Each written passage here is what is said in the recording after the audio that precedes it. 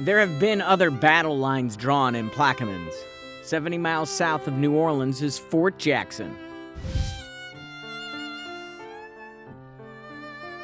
Built in 1822, its 20-foot thick red brick walls have stood witness to an epic Civil War battle that would eventually lead to the fall of the South's greatest city. It still stands today on the banks of the river at Plaquemines Bend. This giant bend in the river right out here is the reason why the forts were here. Because in the day of sailing ships, they had to slow down, and a good sailor will always know you got to tack your sails to be able to catch the wind and keep going.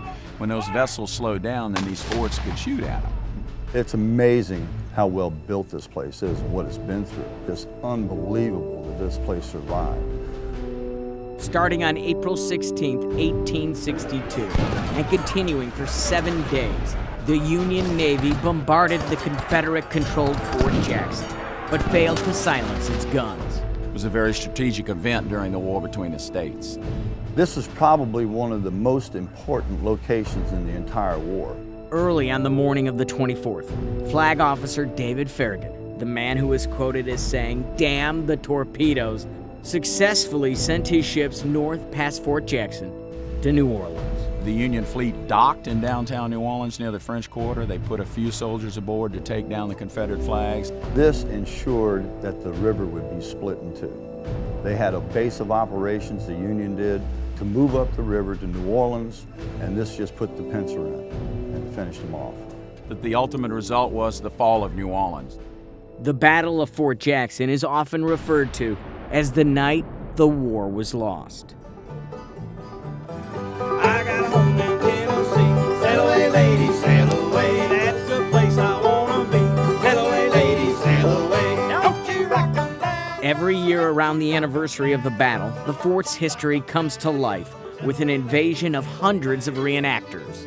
As a kid, my dad would drag me to every historic site possible. If it had a plaque, we were there.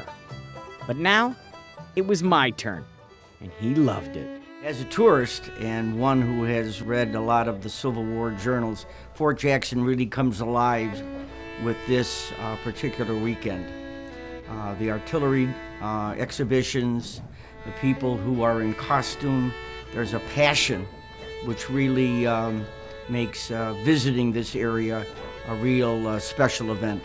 We can come in here and put on a real good show for the spectators, and not only them, but ourselves. If it was showtime, I wanted to be part of it.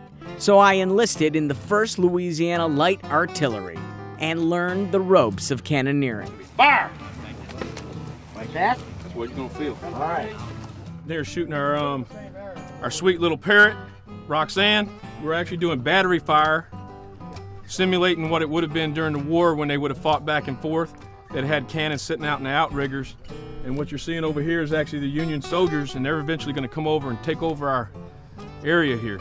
Not on my watch. Not with Roxanne. My superior officer was not impressed with my first fire. But in time, this soldier got in line.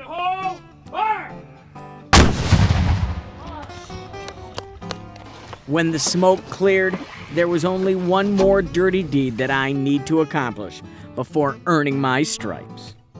So I put this on here? Now rub it on your face. It's not. He didn't get enough powder. Here. No. Don't stick it back down. Stick it back in the bucket. Oh no. How about that? That's good. That's all right. He's initiated. I'm initiated. I'm a powder face. There you go. Gentlemen, thank you. You're welcome. Congratulations. You're a cannoneer now. I'm a cannoneer. You come back, sir. I think we would have won if I was doing a cannoneer this time. We might have won then. We would have definitely won if he was our cannoneer. He did very well. Not even television can rewrite history, but at Fort Jackson's annual reenactment, you may be able to relive it. It's a tribute to the people here who are trying to portray that type of historical event and the people that participated. There's a real sense of history, which I think tourists pick up very, very readily.